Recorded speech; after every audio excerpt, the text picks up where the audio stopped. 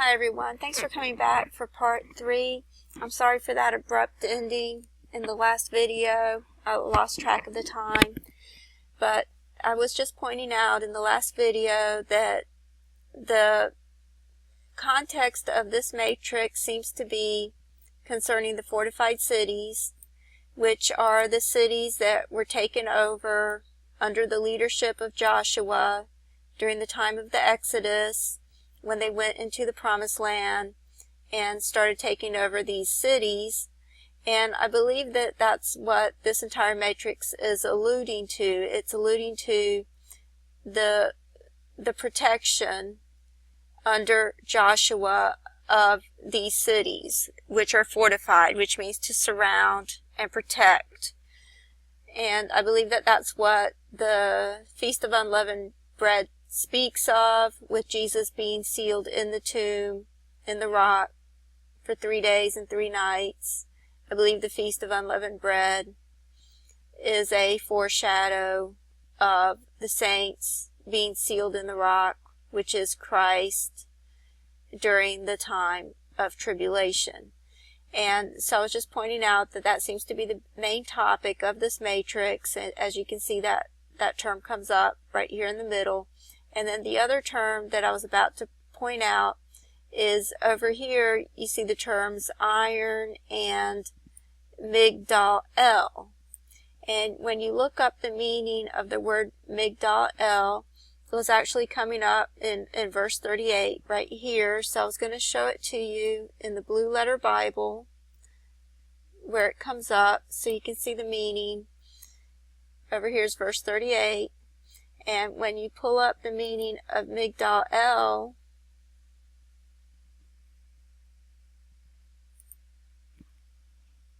I'm sorry, my computer's a little slow.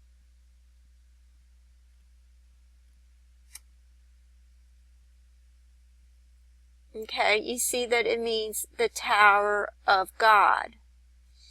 And of course, Jesus is our high tower, our protection. Once again, it seems to be speaking of the protection. And when you look up the word, it's made up of the words tower and the word El, which is God. And this is the word tower.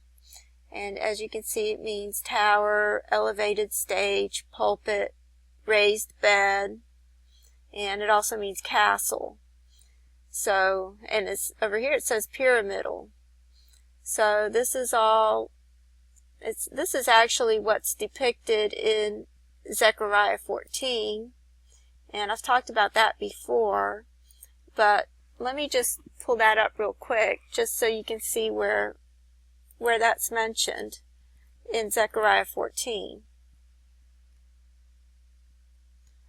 It says, "And his feet shall stand in that day upon the Mount of Olives, which is before Jerusalem on the east, and the Mount of Olives shall cleave in the midst thereof, toward the east and toward the west, and there shall be a great valley, and half of the mountain shall remove toward the north, and half of it toward the south, and ye shall flee to the valley of the mountains, for the valley of the mountains shall reach to Zal. Yea, ye shall flee like as you fled from before the earthquake in the days of Uzziah, king of Judah, and the Lord my God shall come, and all the saints with thee." And I believe that that's what this matrix is alluding to. And I just wanted to point that out. And like I said, you see the words, it's talking about the fortified cities, and it's talking about the tower of God right here. And so I'll just go on to the next one. I also wanted to point out these words right here that come up in the matrix, but I'll pull this one up first. Okay, in this one, I had put in the word test, and the word saint, and the word true. Some of these words I've done before, and Natan. And like Natan had said in his testimony, that our life is like one big test, but also the tribulation is a test. And you see the word test coming up in the green over here with the letters T-E-S-T, and saints comes up in the yellow, and it's crossing with the word Natan, actually. You see Natan here in the blue, the letters N-A-T-A-N, and then you see saint over here in the yellow with the letters S-A-I-N-T. So it shares the A in Natan. And the other thing that I wanted to talk about is this term over here, the sun rising, which I think is significant. And I'll talk about that in a minute. But you also see the word true coming up here in the green at an angle with the letters T-R-U-E, and it's crossing through the word Matzah. And as well as speaking about the sun rising, I also wanted to point out a couple of other terms that were coming up in the text, which were these words right here, Kadesh and Barak. But let me find those in the text, and I'll just pause it, and I'll be back in a second. Okay, here's the word Kadesh that I had noticed in the plain text, and you see that it's coming up right next to the word saint. And I had recognized that word as sounding similar to the word that means holy in the Hebrew. I thought it sounded similar, so I looked it up. And as you can see, it's also spelled that way as well. There's different ways to spell it, and it does mean, it actually means sanctuary. It's the word Kadesh, but it can be spelled this way as well as it is in the text. So it could be spelled with a Q or with an O, but it can also be spelled this way. And I thought it looked like that word, so I thought I would check it, and sure enough, it is the same word. And it means sanctuary, but it can also mean holy. If you look at over here in this other commentary, it says, it's talking about the city or the town that's named Kadesh, and it says, the first one is a Canaanite town conquered by Joshua, which eventually became situated in the territory assigned to the tribe of Naphtali, and hence also known as Kadesh Naphtali. Its modest claim to fame is that it would be hometown of the general Barak. So it makes a reference to Barak in this commentary. And then you also see the word Barak coming up in the table with this spelling right here. And when you look that up, let me see what verse that is.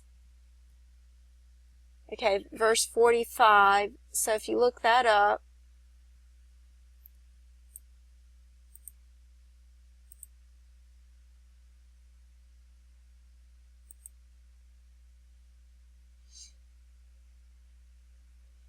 okay, it's right here.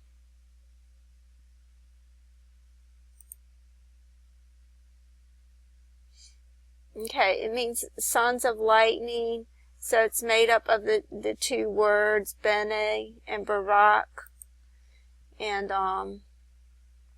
you see the word Barak here, which means lightning.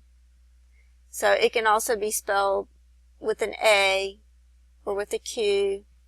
So even though it's spelled with an E in the table, it's actually the same word as Barak with the A.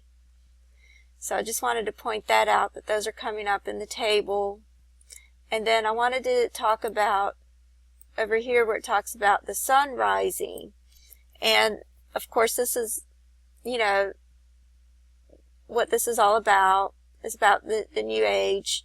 And there's a true sun rising and there's a false sun rising.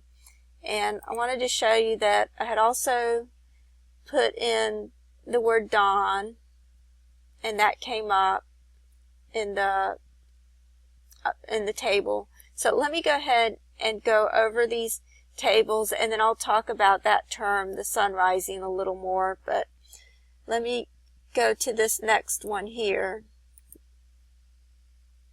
Okay, in this one I had added the word star, and rise, the day star, which is what's referred to in the Bible. And I'll show you that scripture in a minute. But I put in the terms day, star, rise, and they came up. You see the number 3 over here in the green. You see rise over here in the fuchsia color, the letters R-I-S-E. And you see the word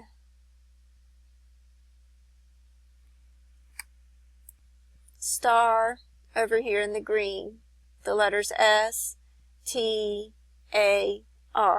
And I'll pause it a second and I'll pull up that scripture for you. Okay, it's right here in 2 Peter 1:19.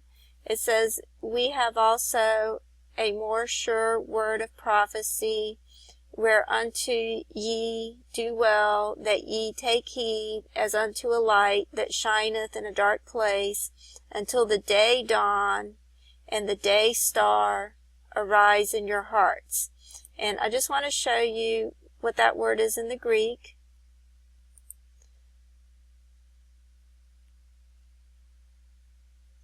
That word right here is actually the word phosphorus, and it actually means light bearer, light bringing, giving light, because there is a true light bearer, which is Christ. He's the one who brings the true light bearer. And then there's the false light bearer, which is talked about in Isaiah 14, which we've talked about before. And that would be Lucifer, which actually in the Greek text, it doesn't have the name Lucifer. It actually has a word that also means light bearer. But you see how this reads over here in the English. It says in Isaiah 14:12, it says, how art thou fallen from heaven, O Lucifer, son of the morning, how art thou cut down to the ground, which didst weaken the nations. And then when you pull up the word that's used in the Greek right here, I'll show you that. Oh, it actually doesn't come up. But it actually has the same meaning, because this right here means bearer, and then this word right here, let me see how that pulls up.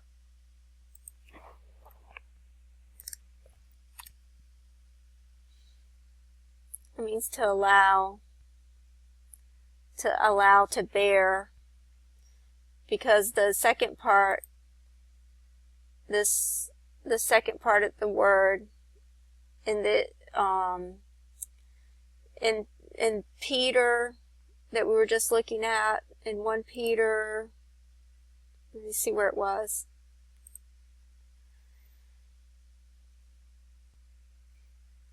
Okay, it was in 2 Peter 1:19. See, it's made up of 2 words, and the second part is the part that means bearer, to carry or to bear. Okay, so it's a very similar word that's used to define Lucifer. So you have a true morning star. Actually, that's how you can see it. If you put in morning star and you look at, instead of looking at the King James, you look at the NIV,